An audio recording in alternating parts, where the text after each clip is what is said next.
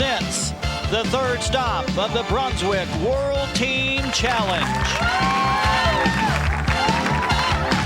And welcome to Hubbard, Ohio, near Youngstown. Some of the best bowlers in the U.S. are from this part of the country. And in this event, the best from Ohio take on the best from 11 other states. Now, it's time to crown the champion.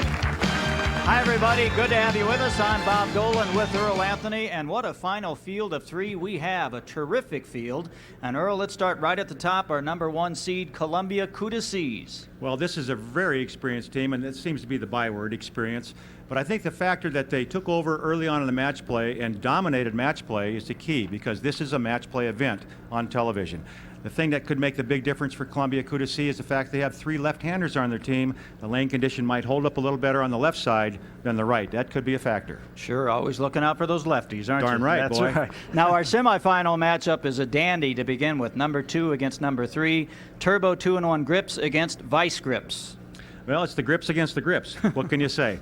What it really comes down to is you're going to see a lot of familiar faces. Two very strong teams, both again with that keyword experience. They've been here before. What they're looking for, though, is to get to that grand championship. The winner of this match will give Columbia Seas all they can handle. Well, it's a great lineup, and we're glad you're here to watch. Semifinal matchup coming right up. We'll be right back from Hubbard, Ohio.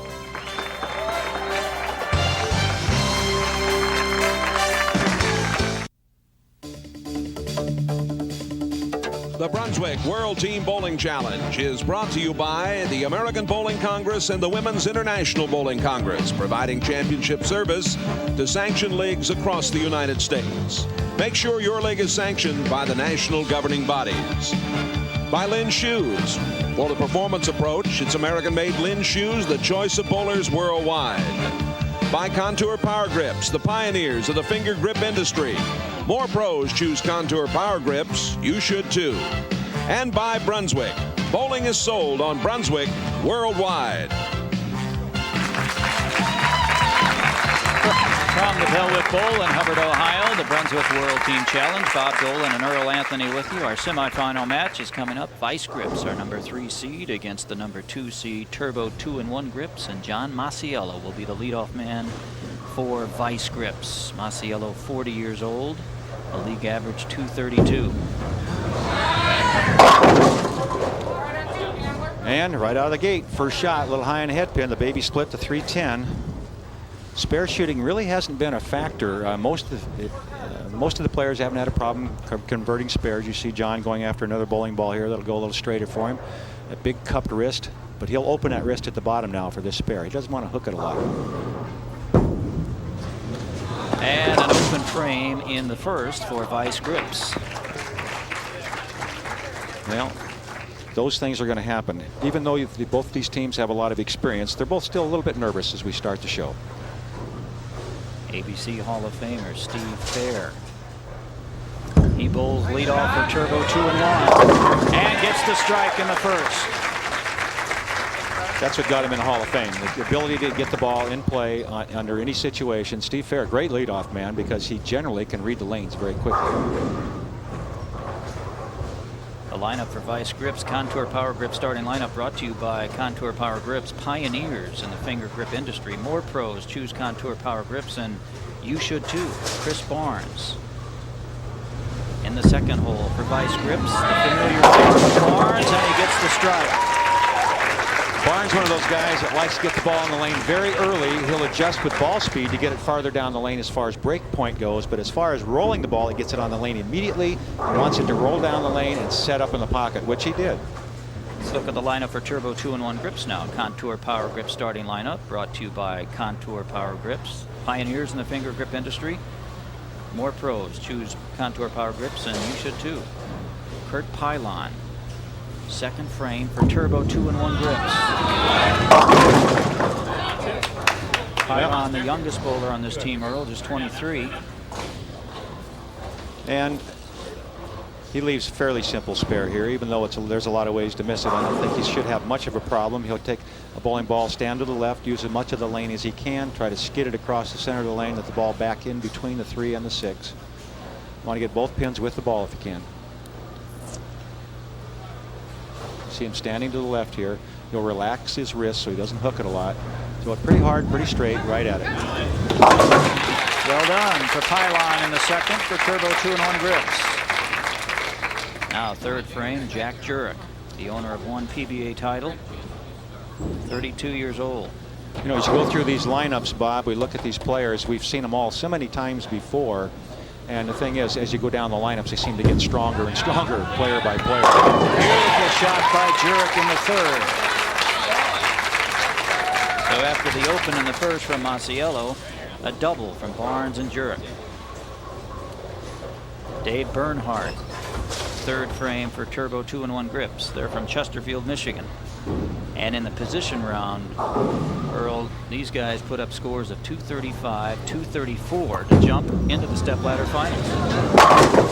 Well, Dave had no idea what was going to happen there. That wasn't where he was practicing. That would have to be kind of a gamble there, taking a chance, trying to make a difference. You can see his timing is completely gone. The ball never got to the right of the head pin. Ball never had a chance. And this spare is very tough. 1, 3, 6, 10. He's going to try to get the ball into the strike area, just like he would trying to throw a strike. And there's our first open for Turbo. It comes in the third from Bernhardt. Now our first look at Brad Kozuski, filling the fourth and ninth frame for Vice Grips.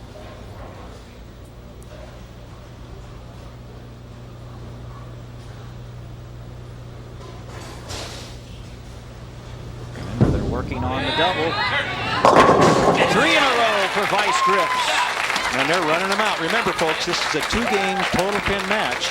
So they'll bowl a full game on lane 9 and their opponent a full game on lane 10. Then they'll switch lanes. So the 2 games, total pins to win the match, to advance to the championship match.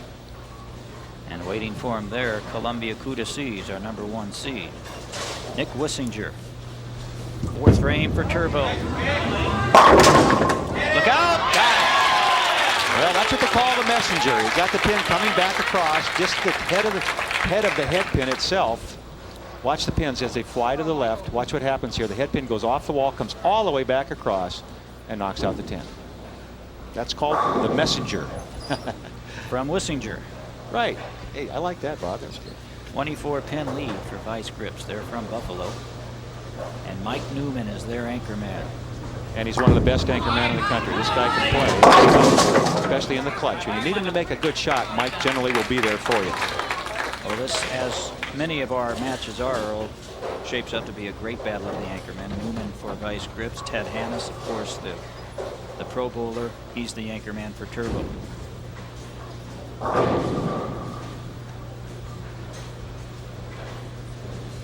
Newman in the fifth. Oh, my. That doesn't happen very often. Top the 6 right off the 10. Very unique approach here, Bob. We've seen Ted Hannes obviously many times before. You mentioned he's their anchor man. This guy is really bowling well right now. Finished 6th last week in a PBA event in Indianapolis. Watch his footwork. We get a chance, we'll show you his footwork, which goes from right to left as he throws the ball to the right. There's this good angle here. Watch him walk to the left, throw the ball to the right. And it sure has worked for him, hasn't it? A strike here from Hannes in the fifth for Turbo 2-in-1 Grips as they slice into the lead. The lead held by #3 Vice Grips. The lead down to 1. We'll be right back. Second time around now for all the bowlers. John Masiello filling the 6th frame for Vice Grips. First game of a 2-game match. And Masiello, after that open frame in the first, comes back with a strike here in the 6th. As we've said so many times in the past, if you look at the bowler's shirt, you'll see a number. As you see Steve Fair there with the number on his chest. 1-6 means he bowls the 1st and the 6th frame. Just to give you an idea, if it's 3-7, that means 3rd and 7th. Actually, it'd be 3-8. Shouldn't have said that. 3-8. There's 2 for 2. I would think, Earl, when you talk about Steve Fair, it's almost the perfect leadoff man. And we're going to take a look at his game, which is, this is what made him a Hall of Famer. Watch the consistency, the steady head. Now, here is what makes Steve Fair great. Right here, the balance, the long follow through, and the head stayed very perfectly level. And that rolling the wrist around the side of the ball gives him the pin action he needs in the back end. 7th frame now for Vice Grips. Chris Barnes, 3-time Team USA member. And he got a break there.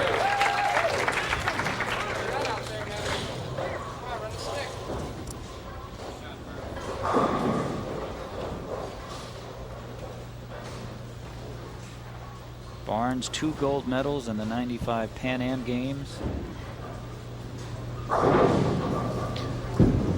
88% on the spears and take the match play for Vice Grips. And as we say, every event, Earl, filling the frames is one of the most important keys in the Baker. No question about it. Chris Barnes filling in this week for Brian Eaton, who normally would be with this team. Chris Barnes bowls for Team USA. He's one of the best amateurs, if not the best amateur in the country. So he's always a welcome fill-in if someone needs a substitute. Now this is Kurt Pylon. In the 7th for Turbo. Beautiful shot from Pylon. Well, they got it going now. It's just a matter of staying lined up to finish the rest of the game. Take another look at that shot. You can see how far out on the lane he gets the ball to the right. And look at the rotation. Tremendous rotation. And there's a ball that did not roll out, as so many of them try to get it to do now. Roll out and set up. That one finished hard. Went right over the 8-pin spot. Turbo leading by 20. Jack Turbo in the 8th for Vice Grips. The lane condition here is very playable. It's not an easy condition. It's not a real difficult. Even though the qualifying scores were lower than normal, the condition is a very fair one across the house. The players just have to make good shots. And these guys, all 15 players that we're going to watch this afternoon, are capable of making great shots. And match play jury, 98% of his frames. And he gets the spare here in the 8th for Vice Grips. Let's look at some of the scores this week, Earl, from Belwick Bowl in Hubbard, Ohio. The high game from Columbia, 1176. John's Barbecue next at 1092. High games, 289. We're going to see Brian a little later on in our championship match. Dave Power, 8th frame for Turbo, 2-1. Well, Dave seems to be a little bit confused out there, especially on lane 10, which he hasn't had a chance to show you what he can do on lane 9, of course. But lane 10 seems to be, he's much deeper on the lane. He's inside the 4th arrow and not getting the ball reaction you would expect that deep. A 30-pin lead now for Turbo. Remember, though, a full game to go. A high series, there's Brian Bogosian again, and high qualifying averages. And he's the anchor man for our #1 seed, 2 to C's. 9th frame for Vice Grips, Brad Kozlowski. Here's another look at that shot. Watch what happens here. You see the pin go to the sidewall, come back, and once in a while you get all 3 to fall, get real lucky. Don't get careless. Easy to miss the spare. Only the head pin. It looks lonely down there by itself. Oh, Kozlowski sure does. He gets the spare in the 9th for Vice Grips, and that brings up Nick Wissinger. 9th frame for Turbo, 2-1 Grips. They can take a very, very big lead, a commanding lead, you might say, if they can put this game out all the way 9th and 10th.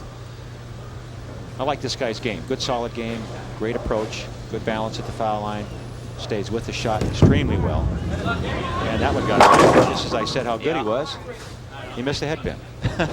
How many times have I done that? It seems like every time. 1, 3, 6. I lost count. Yep, 1, 3, 6, and now this is a tough spare. And if he should open here, it's anybody's match again. It comes right back to almost even. Only be about an 18-pin difference, and that would come down to the 10th frame. So tough spare.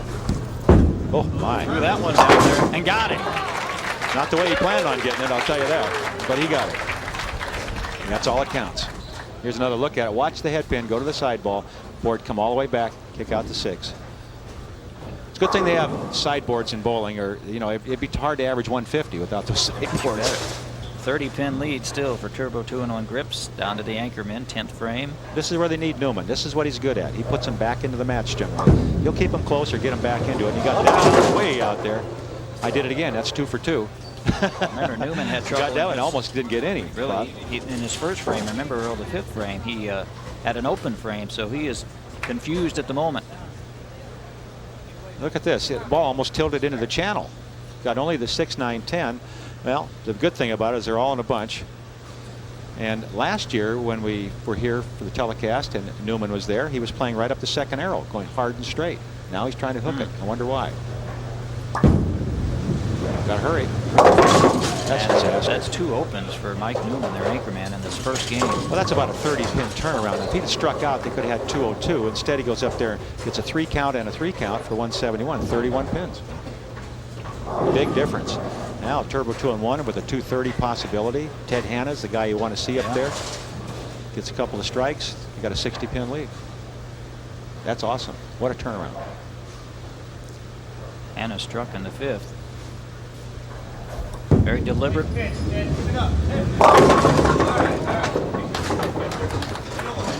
know, he gets a little bit beyond deliberate sometimes. Ted can get real slow on the approach, real slow getting ready, and sometimes that can work against you. I'm trying to be polite. Well, he's a tremendous player. There's no question he's a wonderfully talented player, but sometimes you can think too long.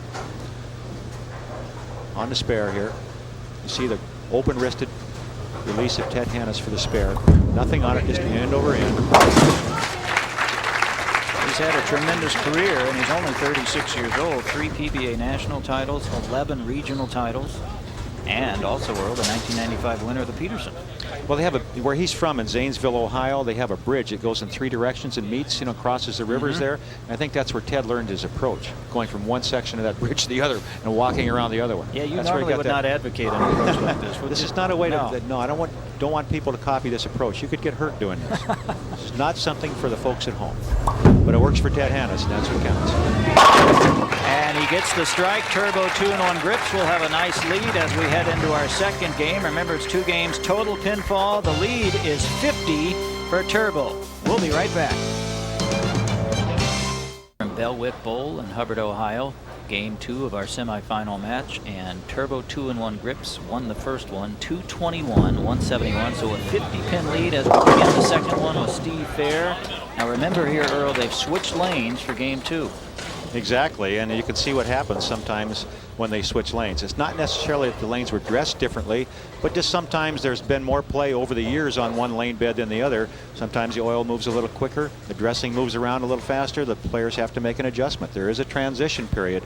The lanes will make several transitions throughout the telecast, and the players that adjust or make the best shots as the oil is moving around are the ones that are going to win this match. And Fair got the spare in the first. Again, Turbo with a 50-pin lead as we started this second game of the semifinal match. And that was a big spare. It didn't look like it was going to be that difficult, maybe to you folks at home, for Steve Fair to pick that spare up. But in the minds of the players on the team, don't want to start with an open. It just doesn't make you feel good about it. Mentally, you're down. This way, they're still in there. They haven't lost a thing. Osceola really liked that shot. The 7-pin, though, still up. We've talked about how experienced both these teams are. In fact, all 3 teams are very experienced. And one of the things that comes along with bowling the Baker system and learning to adjust to the lanes very quickly is you pay more attention to the other team. You watch how their ball is reacting. All these players have bowled against each other periodically over the years. They know the other person's game. Not only the guys on their own team, but they know the players on the other team. So they watch them roll the ball, watch how it reacts, and it helps them line up when they switch lanes. How important that is, and we've seen it time and time again. The team that watches the opponents, how the ball reacts, the lane adjustments, usually the team that's going to win. Now Kurt Pylon, second frame for Turbo. Pylon with a spare and a strike in the first game, and he's got trouble here. Well, basically the same reaction Steve Fair got. Steve Fair was fortunate enough to miss the head pin, so he had a much easier spare. Here he gets just enough of the head pin, and I'm sure that when Steve Fair came back, he commented, hey, this lane isn't reacting as well on the back end. I'm not getting as much hook on the back. And here's a look at a very tough spare. So Ted Hanna's gets up there, and he probably says, now, hey, use this for a lineup shot. Just go ahead and shoot like a strike ball. We need you later on in the match. In the 7th frame, they need you to get a strike. So he might not even try to pick this up. He might just throw a strike ball, which is what he's doing, trying to figure it out. And that's what he's trying to get, a ball reaction. That's a smart thing to do. And Ted Hanna's a very experienced player, getting up, a former professional, trying to help him out there and say, hey, let's be smart here. Let's take advantage of this split. Great piece of advice. The 2-8-10 almost impossible split anyway, so it was a good move. All right, Chris Barnes, second frame for vice grips. Watch where Chris lays the ball down, right at the foul line. Immediately it's on the lane. You don't hardly even hear it hit the lane. And sometimes the ball will hook incredibly early, and it's almost impossible to get it on the right side of the head pin. And remember the problems that Dave Bernhardt had on this lane, playing inside. The ball kept hooking hard left. And here's Dave on the other lane. Now, basically, if he plays the same place and gets the same ball reaction, the ball will probably be flush in the pocket. So we'll see what happens with Dave Bernhardt. All right, the lead, 150 now down to 36 for Bernhardt in the third. He's not even close. Now that's kind of surprising. Here's a guy that has been around a long time, knows how to play the game pretty well, and it looked to me like he switched bowling balls on the left lane without even giving the other one a try, and played way inside. The ball never had a chance. It just barely got to the right-hand side of the head pin and then turned over very hard. And he got the spare, and he's happy to sit down. You try it. Jack Jurek in the third for vice grips. Jurek throws what I call a workman-like ball. He's a blue-collar bowler. He gets it down the lane with enough to get him out, but not so much that he has to overhook it. He can keep the ball in play a lot better than most players. The guys that throw the big hook, they tend to have the bigger splits, the more problems, the tougher spares. Jack Jurek very seldom gets in trouble because he's a blue-collar player. He just goes down the lane and gets the job done. No frills. And is that why you would have him, Earl, in this position in the lineup? I'd always liked that kind of a game. I'd have 5 of these guys if I could get them. Would you? If I had a team out there, I'd like to have 5 guys like Jack Jurek, Dave Ferraro, somebody like that. I want the guys that just get their spares and get the ball in the pocket. Well, it's tightened up a little bit from 50 down to 36. Turbo still on top. We'll be right back. Turbo 2-1 grips hanging on. They lead by 36 in the second game of our semifinal match. Remember, the winner takes on #1 Columbia USBC in the championship match. Nick Wissinger in the fourth frame for Turbo. That left lane looks like it's really going to be a struggle. And we have seen so many times in the past how quickly a lead, even a substantial lead of 50 pins, can turn around. Give you a quick rundown of what the format is in this particular game, as it is in all the World Team Challenges.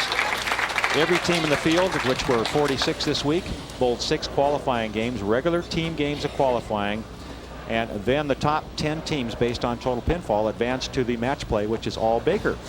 The Baker system being you just help your team twice each game. You see the number as I mentioned on the chest. That's the frames he bowls, 4th and 9th. Now, after 20 games of Baker, including a position round, and they carry their pinfall over, then they get bonus pins of 15 if you win a game, 20 more if you win the total pins for that 2-game match. Those bonus pins are carried forward, and I hope that's not too confusing, but the top 3 teams, as you see this evening, advance to the telecast. Look, they're 0 for 14 on split conversions in match play, and now here in the Stepladder finals, they've missed another one. That open in the 4th from Kozuski. And just bad luck there. Brad made a pretty good shot. And when he gets part of the head pin like that, he's going to get better pin action. And the 8-10 on that kind of a hit will happen maybe 1 out of 100 for him. Now back to their anchorman, Ted Hannes. A couple of strikes for Hannes in the first game. And his first ball on this lane, number 9, a strike for Hannes. Well, now that shows everybody something right there. Now, they've spent a lot of time talking back and forth on the bench. The whole team struggling, trying to get lined up on the left-hand lane. Finally, they got a pretty good idea where to play, well, how to throw it. And Ted Hannes got up there and did it, and he made it happen. That's a great player, really good shot maker, doing what everybody got together and said, this is where we should be. Now, we'll see what they can do the second time through the lineup. You want to hear Earl this shocking statistic of game 1. This man, the anchorman, Mike Newman, 15 pins total. Yeah, but that won't happen very often. I'll tell you what, I'll still like to have Mike Newman on my team. I believe it. And you won't see anybody that's on the bench down there for this team saying, hey, we don't want you on our team anymore. This guy can play. He's a good player, and he'll get it back. He could be the factor at the end of this match. You never know. The lead for Turbo, 48 pins. As we come down the home stretch now, Steve Fair in the 6th.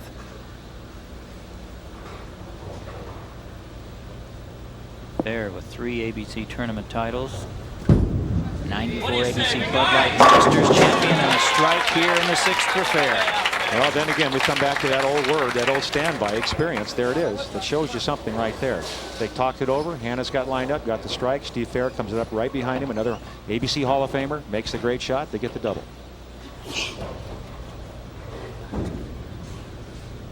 Masiello for vice grips. They really have to have this one. He needs this one desperately. Give this team any chance at all to stay in the match. And he got it. Went the other side, but he got it. I'm always impressed by how the guys are turned around like, well, gee, I guess I'll have to take that. Can Turbo close them out? We'll be right back with the end of the semifinal match. The lead for our number 2 seed Turbo 2-in-1 grips is 48 as we enter the 7th frame. Kurt Pylon. Pylon had an open lane number 9, but responds with a strike here in the 7th. Well, they have definitely got it figured out now, and such an important thing, and I can't overemphasize the ability of these players to talk and listen and pay attention and line up on each other's ball reaction. Chris Barnes again, remember his ball hooked extremely hard and very early. See what he can do here. Very seldom see Chris get the ball out over the foul line. Almost always lays it down early and makes a difference with the ball speed or the rotation. That's how it determines where it's going to go. See how early he's on the lane with that? Ball just doesn't want to skid for him. Oh, he got it to go. And he didn't even know it. He had already turned around. Well, he's coming back here thinking, now what am I going to do? Here's another look at that big high arm swing, tremendous ball speed, but look where he lays it down. It's on the lane already. Playing way left, and there's that rollout effect, and the ball just never had a chance. And here's another guy with the same problem. Right here. He's got the same problem. He has the right-hand side of the head pin, and there's the 9-10. Not a difficult spare, but the same thing. You know, this match is a long way from over, and this right there, this kind of a shot right here, where all he has to do is get it on the other side of the head pin and give his chance for the ball to strike, and he can't get it over there. This could definitely hurt his team. He wants to fit the ball between the 2 pins, get both pins with the ball. This team 3 for 9 on split conversions in the Baker format. And he got it. Dave Bernhardt in the 8th. You see, that's a big turnaround. Not only did he not strike, but then he could have had an open that would have been disaster for his team, both emotionally and the scoreboard up there. But instead he picks it up, and that pumps him up, turns him around the other way. Now it just makes it that much tougher for Jack Jurek to get up and get this one and keep the strain going for vice grips.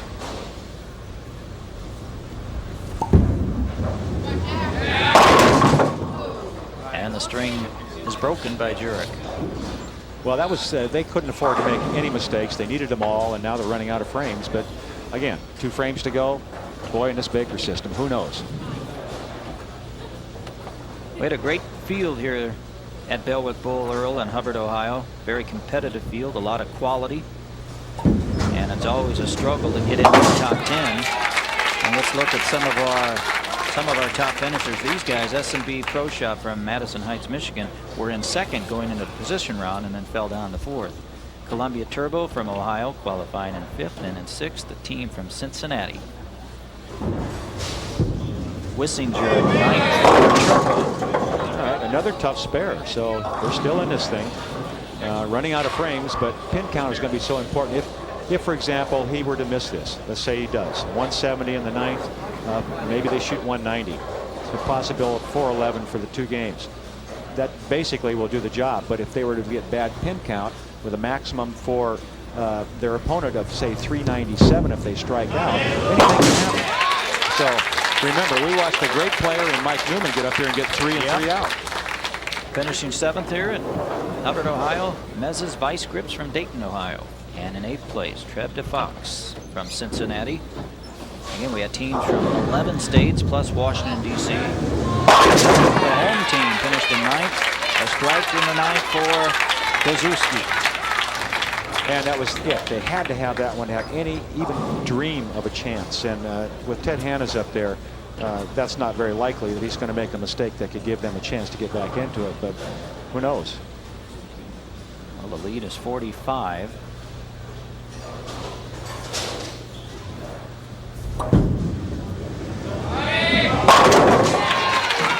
pretty relaxed. Yeah. And that's what makes Ted Hannahs a winner. The ability to make good shots when everybody says, we need one for you from your big guy. He gets up there and does it. Rounding out our top 10 in the Baker match play, Talks and Tips, a team from Monroeville, Pennsylvania. We talked about there being 46 teams here, and this is one of our stronger fields when you consider the talent, as you mentioned, Bob, throughout the all 46 teams. It was a very strong field, very competitive field, and by that I mean the 10th place team only qualified over the 11th place team by 4 pins, and then it was another 3 or 4 pins to the 12th place team, so it was very close, very competitive all the way through.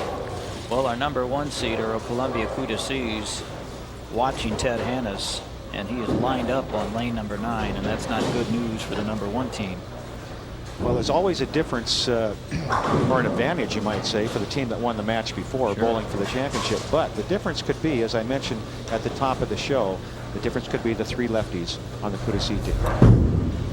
And Hannahs closes it out with 3 in a row and a convincing victory here in the semifinals for our Turbo 2-in-1 Grips. They will move on to take on our number 1 seed Columbia Cuda-Seas as Mike Newman wraps it up for Vice Grips, the number 3 seed.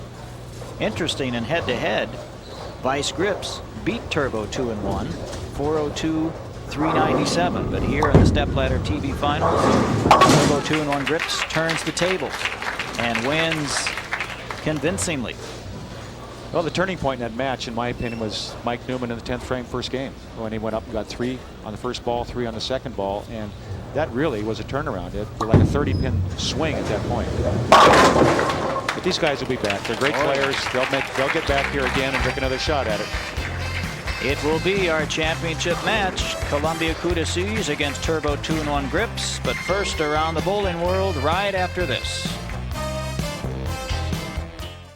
Championship match of our Brunswick World Team Challenge event in Belwick Bowl in Hubbard, Ohio features our number 1 seed Columbia Cuda-Seas against the number 2 seed Turbo 2-in-1 Grips, and number 1 Columbia will start things off with Mike Lickstein.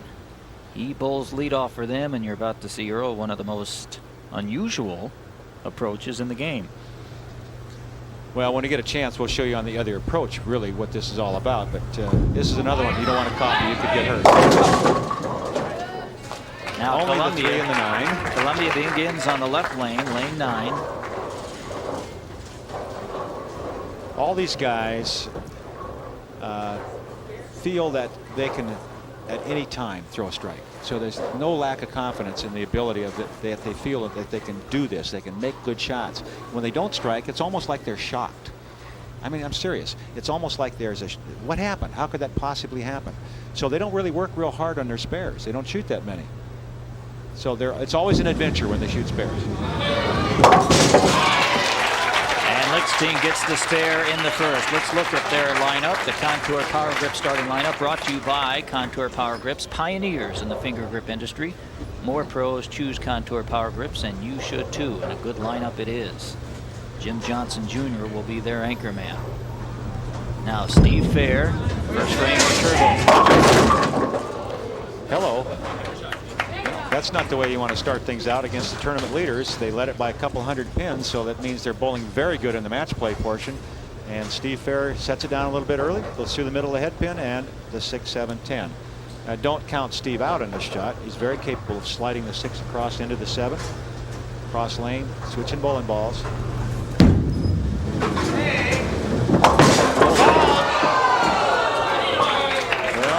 Great effort from Fair.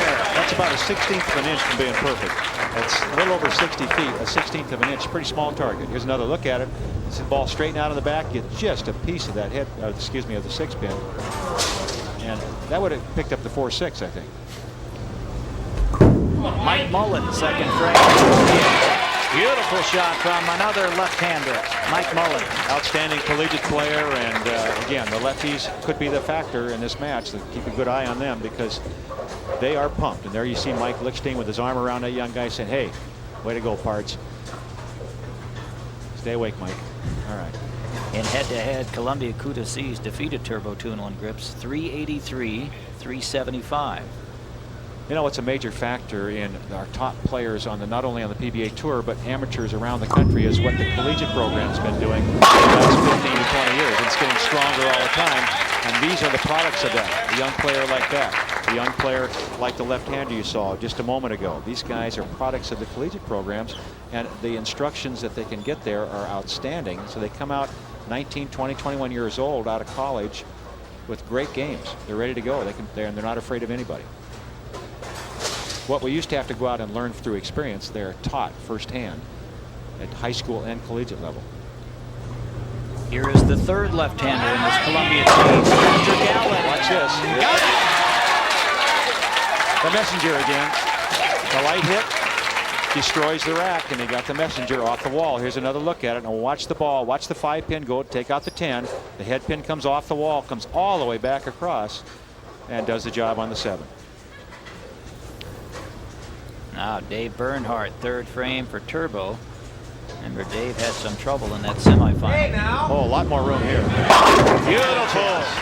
The difference in that shot and the previous ones is he got it out on the lane 3 or 4 feet in the air.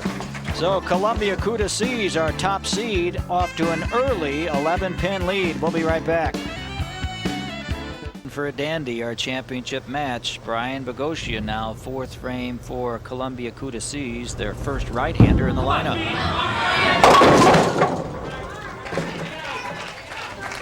A lot of ball speed there, and he was very successful with that. Watching him in match play, Bob, you and I were standing back here all afternoon watching these guys, and it looked to me like he was playing right up the ball track then, and he tried to do it here. And if you're strong enough, you can get away with that. But it takes a great deal of strength because there's a lot more oil in the middle of the lane than there is outside. And you get it outside, out of your hand on the outside part of the lane, it wants to hook and beat. And the spare for Bogosian in the 4th. Let's look at some of the qualifying averages. And Earl, how do you explain the jump from Baker up from regular? You know, that's really hard to say. One day to the next, the same guys, same bowlers, but normally the Baker averages are lower. Maybe it's a slight change in lane conditions. I doubt it, but he's a great guy doing the lanes. I'll tell you what, this guy, Bert Kellerman, who does the lanes for us, been around forever. He knows exactly how to lay a pattern out there and make it consistent. So I doubt if he changed it. I think the guy just figured out the lane condition and just started making better and better shots. We talked.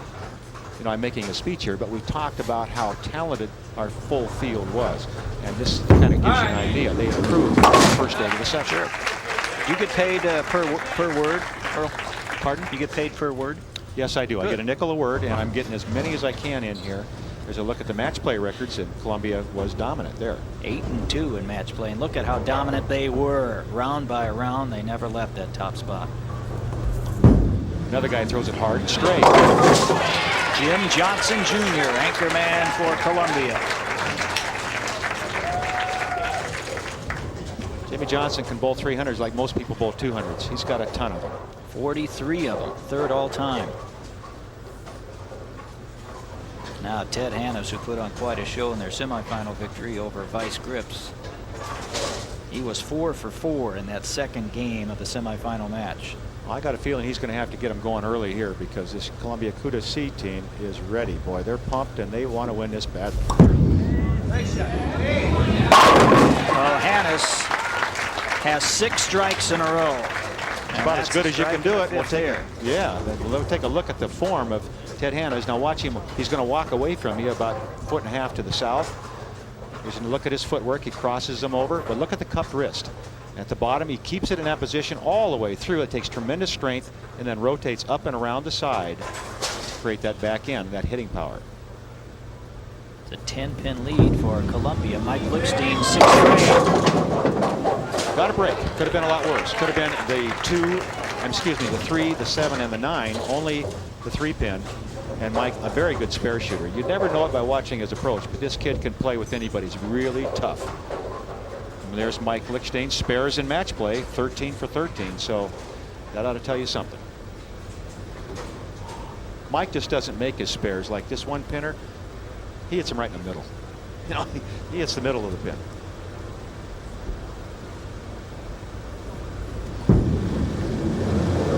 He's fun to watch, isn't he? A spare for Lichstein in the 6th.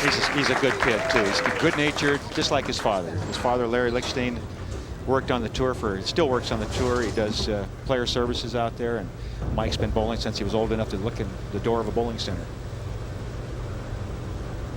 They're just good people. Now Steve Fair, second time around for him. 6th frame. Beautiful shot from Fair. Well, this is how you get 10 in the pit, folks. Take a look at the form of Steve Fair, ABC Hall of Famer. We looked at it once before in the earlier matches. Now watch again how he keeps everything really steady. Shoulders out in front. Swing just about shoulder high and pulls real hard at the bottom. Keeps the shoulders right over the knee. Well, we thought we'd have a dandy in our championship match, and we do. They're even after 6 frames of our first game. We'll be right back. 21-year-old Mike Mullen, 7th frame for Columbia Couta Seas. He started the 2nd frame, but not here. Well, it kind of looked like what Lichtenstein did just a moment ago, only the 3-pin.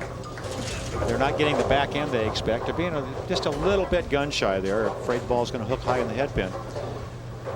But again, good spare shooter here, as you see on the screen in the graphics there. 11 for 11 in match play. As a team, they were 87% for spares, and Mullen converts another one here. Makes you wonder who missed them all, doesn't it? You got 2 guys there are perfect. They didn't miss very many, that's for sure. This is the 3rd event of this 1995-96 season. First one in San Antonio, Texas, won by the Boulevard Bowl team of Edmond, Oklahoma. And then in Portland, Oregon, won by the Shop of Tacoma, Washington. So the winner here will join those 2 in our grand championship field. Kurt Pylon, 7th frame for Turbo. That's 2 in a row for him. He got all of that one too. Let me tell you what.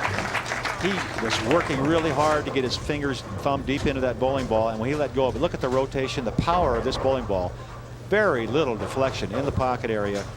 10 in the pit. An 11-pin lead now for our number 2 seed, Turbo 2-in-1 Grips. Remember, they won the semifinal match by 56. You look at the face of this young man, Patrick Allen, only 25 years old.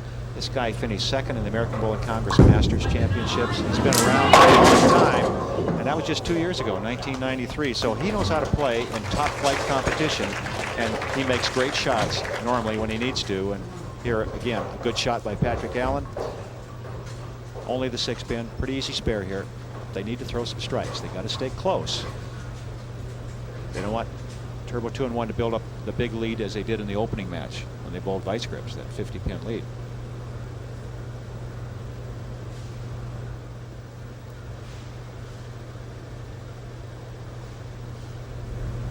Allen taking his time here in the 8th, but gets the spare for Columbia. Well, let's see if Big Dave can keep it going for his team. They are on 3 in a row, and a chance to build a substantial lead here. Turbo 2-in-1 Grips, again, they were 6 and 4 in match play. This man, Bernhardt, along with Hannes and Fair, were on the Turbo team that finished 2nd in the Grand Championships in 1995. They want to go back. That ball never had a chance again to get to the right side. The one he threw that struck for him in the, the 3rd frame, he got it well out on the lane, gave it plenty of room, got it out in the lane 4 or 5 feet in the air. This one, again, he set it down and tried to force it back to the pocket and never got to the right side of the head pin. All right, Dave. And the spare in the 8th for Bernhardt. Well, Couta Seas, we talked about the 3 lefties. It comes down to the 2 right-handers bowling 9th and 10th to bowling the 9th and 10th frame to keep them in the match here in this first game of 2 games, total pins. 62% strikes for this man, Brian Bogosian. Look at the ball. He's got one there. It's the high, hard one there. That's, the Seattle Mariners could use him to pitch relief this afternoon, I think.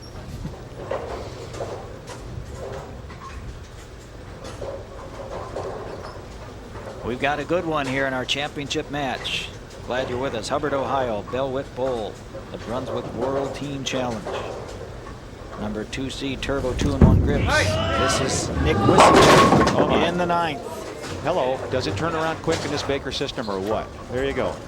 All of a sudden, they're out in front. It looks like they got a chance to really build a tremendous lead with 3 frames to go in the first game. And all of a sudden, they get a spare and maybe an open. Here, the 2, the 4, and the 10. Try to get the ball between the 2-4. You want the 2 to fly into the 10 pin. Down the left side of the lane. It's going to hook.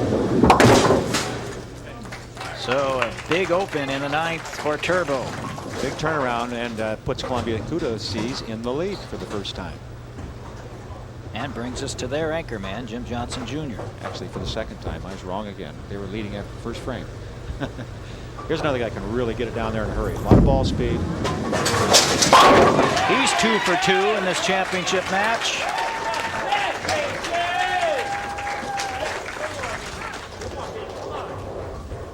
I'd really like to know why they decided. See, they're the tournament leaders. They get to pick the lane they want to start on.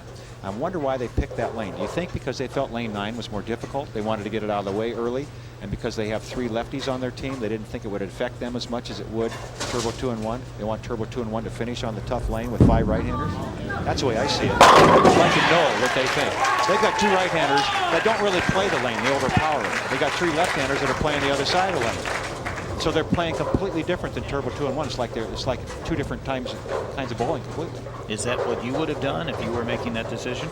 No question. I would always want the other team to finish on the difficult lane if I could make that happen. Well, they're doing pretty well on this difficult lane number 9. Johnson looking for That's 4 gonna for 4 hurt. for him. Got the job done. Great finish for Columbia Kudos. 225. Now it's up to Ted Hannes to keep his team in the match. The last thing he wants to do is make a mistake. So he's looking, first of all, get the ball in the pocket area. Can't strike, give me an easy spare. Now Hannes, Earl, 1, 2, 3, 4, 5, 6 strikes in a row for Ted Hannes. In fact, he's 8 for 9. I can see him striking all day long. It's amazing, his consistency, when you consider how he gets from this point to the foul line. Well, watch the feet. Left, left, here he comes back. There's another 7 in a row for Hannes. That's why he's bowling 5th, I guess. What do you think? That may be it. Well, you have yet to have anybody collect on that $25,000 for a 300 game in the Baker system on television. First team to do it. Are you saying we may see one here in the second game? Who knows? The way these guys are lining up. The way they're lining up, it could happen. Look at all the strikes that Columbia Kudosi's got in that first game. You know, 25 grand. They were 7 for 12 in the first game, so 5 more, and there they are. Easy, nothing to it, right? All right. Not that time. He did the important thing. He didn't open the 10th, which would have been disaster for Turbo 2-1 grips. What he did is he got the mark, had a chance to actually diminish their lead by 10 pins. But what he did, more importantly, is he got 20 pins in the 10th. Kept them in the match. Well, our number 1 seed, Columbia Kudos, will have the lead as we enter our second game of this 2-game total pinfall match. The lead is 23. The first game score, 225-202. We'll be right back. Game 1 of our championship match goes to Columbia Kudos, 225-202 over Turbo 2-1 grip, so a 23-pin lead as we head into our final game. Remember, it's total pinfall. Steve Fair will start it off for Turbo.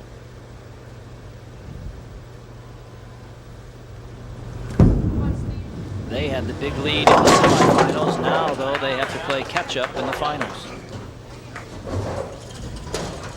Steve's still struggling on the left-hand lane, as they did, but then they got lined up. So I'm kind of surprised that he would make a shot like that. But that's basically the way he started the opening game.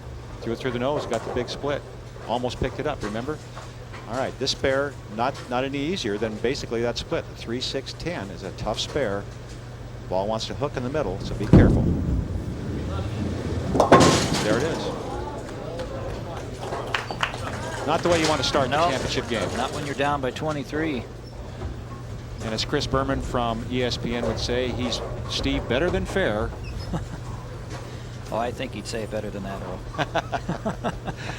I know. That's why I'm here and he's there, right? That's right. All right, here's a look at the approach of a very unique player, very talented player, Michael Lichtenstein. We'll get a look at it for you. Again, you can practice this approach in your living room. If you get the couch and a few chairs out of the way, you've got a chance. But if you don't have plenty of room, don't try this. Here's a look at it. Now watch his feet. 1, 2, 3, maybe. Okay. Well, maybe I won't. Yeah. Well, I guess I will. Go ahead and do it. And look at that hand position, and then rip the holes out of the ball at the bottom. Has he ever explained to you, Earl, where he picked up that? He came over to me before we went on the air, and he says, now don't forget to tell everybody that I have the ideal approach. He says, try to get everybody to copy this because they can all be good bowlers if they can get to the foul line as well as I can. He doesn't even look at the pins when he starts his approach. I mean, he's doing his second step before he even looks up. Yeah. Oh, nice pick here in the first frame, though, for Lichtenstein. I love his smile. He's such a good kid. He always has a good natured. time out here. Yeah.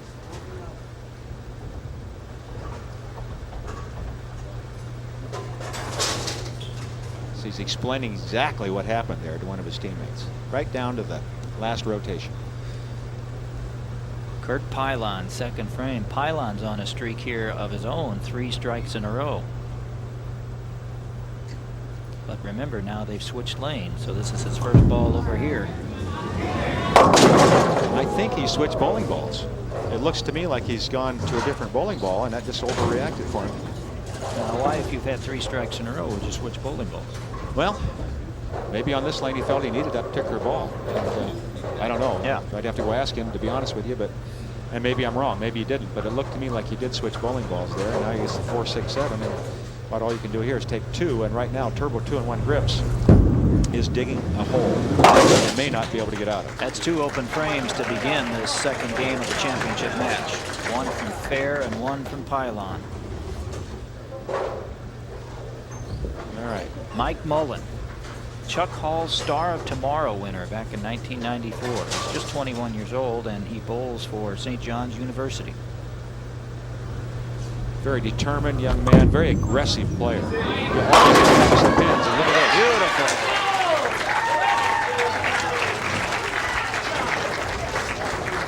Here's a look at it. You can see the real heavy end-over-end rotation he gets out there, and the last pin down the 7, and his reaction, he's in the air right now. That's a 360-degree in the air, in your face spin right there. Here's one of the men who spent a lot of time here this week, Earl, putting in a lot of hours, and we thank Ryan. Great job. Real good shot there by Dave Bernhardt, and they've got to get it going, and a spare even is good right now. But that had a great chance of striking. Now the easy spare, you make the conversion, get your team moving in the right direction. Stop the open, stop the bleeding.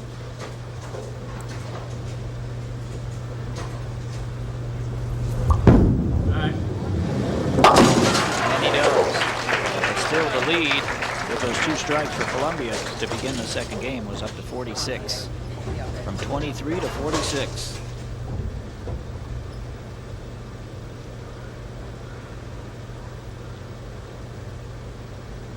Patrick Allen, third frame.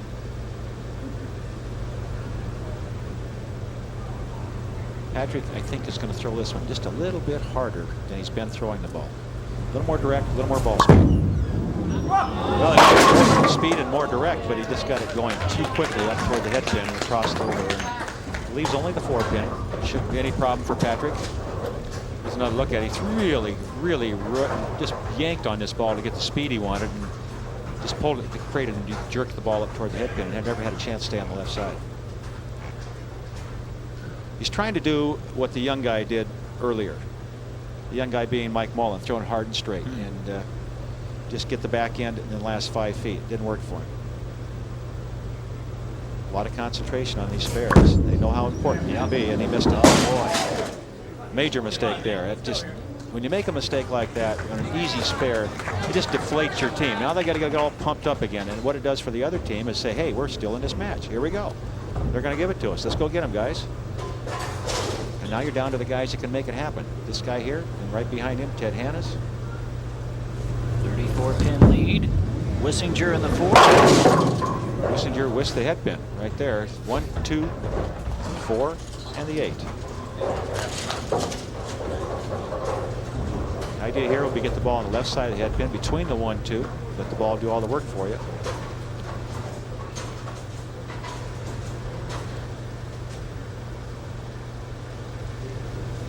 Another good game here. Good arm swing. A lot of balls. And he gets the spare. Now let's see how Columbia Kudasys responds after that open in the third from Allen. In the fourth, it's Brian Bogosian. And you like his game a lot, Earl. I like anybody that can take the ball and overpower the lane condition when the condition is difficult. And it's not an extremely difficult condition, but it's the kind where you've got to keep the ball in the pocket area and watch the ball speed here. Well, that got down early. That's not staying there, but he got lucky. Only the 3-pin. You can't let the ball down off your hand early, and that's exactly what he did. It got to the lane long before he wanted it to. He's got to get it out in front of him. Watch this. The ball's on the lane, right? It's already leaving his hand. See that? It's already coming down onto the floor right there. You've got to get rid of it on the upswing, not at the bottom, like that. See how he got that one on the upswing? That's the difference. A spare in the fourth for Columbia. Their lead 34 pins. Here's the man of the hour. Sure is. Big Ted. 7 strikes in a row for this guy. And 8 of 9 overall.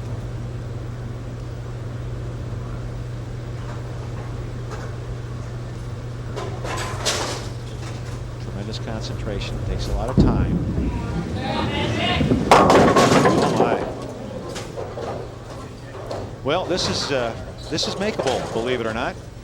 Not an easy spare, obviously, but the way to make it, if you want to make it, is to shoot for the 4-7. Try to slide the 4-pin. Those are the 2 pins on the left into the 9-10. Excuse me, into the 6 and the 9. If he goes for the 2 pins on the right-hand side, his chances of making are very slim. And we see Ted is lining up on the right side of the approach. He's going to take a shot at this. He's going to try to play it like he's picking up the 6-8. Excuse me, 4-9. Yeah, no chance. Well, another open for Turbo 2-in-1 grips. You see the smile and the laugh there. What he's laughing about is he almost bounced it out of the pit. Got it to the back door, as they would say. Here comes another high, hard one.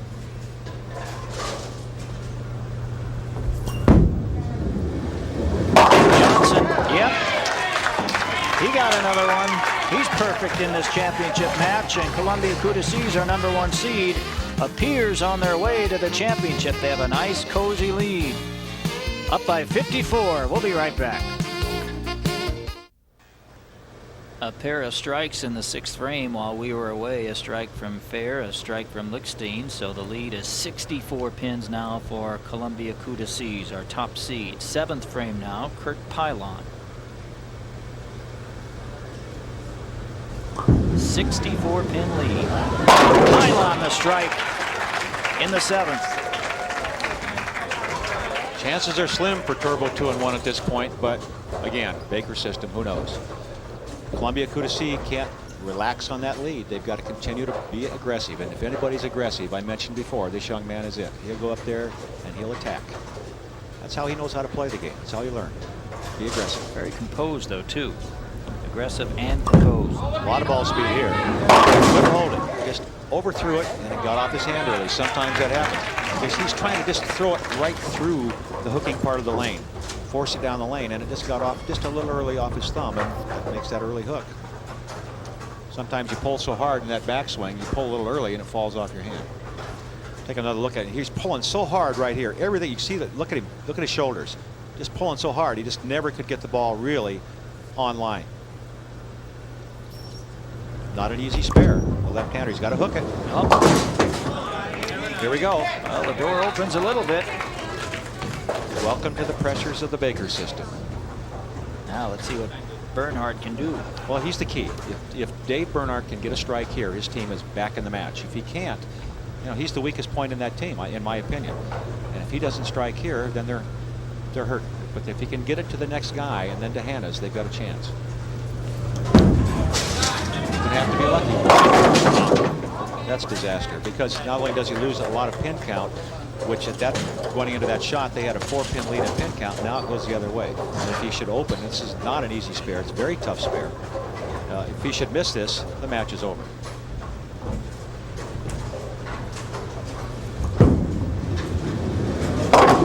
but he made it. Great cover. But the lead's still a comfortable one for Columbia Coups, 42 pins. Be interesting to see what Patrick Allen can do right here. Remember last time he went high on the head pin, he tried to overthrow the ball. Will he trust it, let it hook back, or will he try to overthrow it again? Let's see what he can do.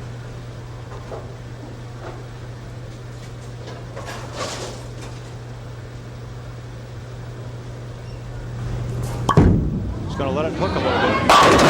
That's when you leave the 7, when he come in a little bit high in the head pin with tremendous ball speed. So what he did is he backed off just a hair on the ball speed, went around the ball with his hand a little bit to try to make it finish, and we'll take a look at that. Here's Patrick Allen from the side. Watch the height of the backswing. Real free, long, high backswing. Relaxed wrist, but watch when he pulls this through. He looks like Sandy Koufax letting go that fastball. Right at the bottom, tremendous. Everything he's got into that shot as far as ball speed goes, and went around the side, but he still left a 7, and he has to make the spare. Remember, he missed an easy spare. And he missed another one. Oh, I don't know about him, but I was nervous.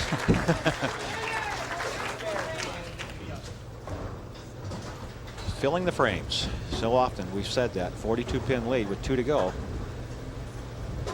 Strikes a must here for Turbo 2 and 1. And it's Nick Wissinger. And he gave it to him. Puts it in Ted Hanna's lap for the anchor man. But really, all that's necessary for Columbia is to fill the frames. If they can fill frames, they have nothing to worry about. But again, you've got to be aggressive. Don't go out and just say, well, we've got a lead. I'll try to play safe here. Try to play safe. More than likely, you'll get the open. They're down to the guys that are really aggressive, real hard throwers. Zip bang. Beautiful ball from Bogosian in the 9th. And his teammates off to greet him as he returns.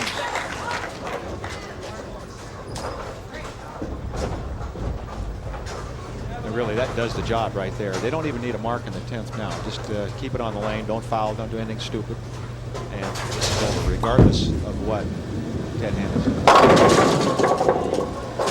We've got a winner there, Bob. Well, perhaps it's only fitting, Earl. Columbia Coups are #1 seed, and as you've mentioned, they really did dominate. They did. In the match play, they were the team to beat. When you average 208 in the Baker system, as they did, and won 8 out of 10 matches, it's pretty hard to catch you. Of course, Hanna's just finishing out the string, saying thank you very much. Sir. I think we're going to see this Turbo 2 and 1 Grips team down the road, huh? Yeah, Very we will good, see. powerful lineup. No question about it. We'll see them all back. Maybe not this 5 guys, but they'll all, as individuals, definitely be back to play some more. In this World Team Challenge. We've got a lot of weeks left, and boy, I'll tell you what. You have to give Tom Odecker a call at ABC headquarters. You want to get involved with this, because this is what it's all about. This is team bowling at its best. Well, this is our 4th season, 28 tournaments in 22 U.S. cities, including 22 Open Division, 6 Women's Division. Some of our upcoming events, Earl, November 4th and 5th in Harrisburg, Pennsylvania at the ABC West Lanes. Jim Johnson Jr. going to close it out for Columbia Coups. Then to Orange County, California, the Regal Lanes, November 18th and 19th. Fountain Valley Lanes, women's shows, these are November 18th and 19th. Then January, we go down to Florida, the Sunshine Lanes and the Showboat Lanes in Las Vegas, February 20th to 21st. You want to get in, call Tom Bodeker, 414-423-3415. Call them soon because they go in a hurry. Our winners, there they are, Columbia Coups. They have advanced to our Grand Championship event, the 3rd team this year to advance. And we'll be back to talk with them in just a minute. For the winners, Columbia Coups, and here they are, your champions, and they will go to the Grand Championship event. Mike Lichtenstein, congratulations to you and the club. You guys seemed in control all week long, true? We kind of were, Bob. We've had some problems on TV in the past, and it's good to erase it and get on with the show. Tell us about the decision to start here on lane 9, start the final match. Well, I liked it because the last time we won in 1993, we started on the left-hand lane, so that was in the back of my mind. Patrick, Jimmy, they agree, Brian, Michael, so we just went with it. It was just a gut feeling. I bet you guys got room in the car or the plane or whatever for a few things here, don't you? Ed Zitnik, how you doing, Ed? Great job all week. Doing fine. A lot of good bowling this week. Ed, thanks. Why don't you pass that along to Mike and the group? Thanks, Ed, for all your work this week. And from ABC with us, Dennis Zarniska. Dennis, hi, how you doing? Come on in. What do you got? Doing great, Bob. Mike, you guys bowled great all weekend. Congratulations, first of all. Thank you. On behalf of the 2.2 million members of the American Bowling Congress, I'd like to present you with your championship rings. You'll also be receiving championship jackets, compliments of Lynn's, and best of luck to you in the Grand Championships. Good job, guys. Dennis, thank you. Mike, thank you again. Congratulations again to the winners here in Hubbard, Ohio. Thank you, everyone, for your support. Good to see you with us. For Earl Anthony, I'm Bob Dolan. So long, everybody, from Hubbard, Ohio.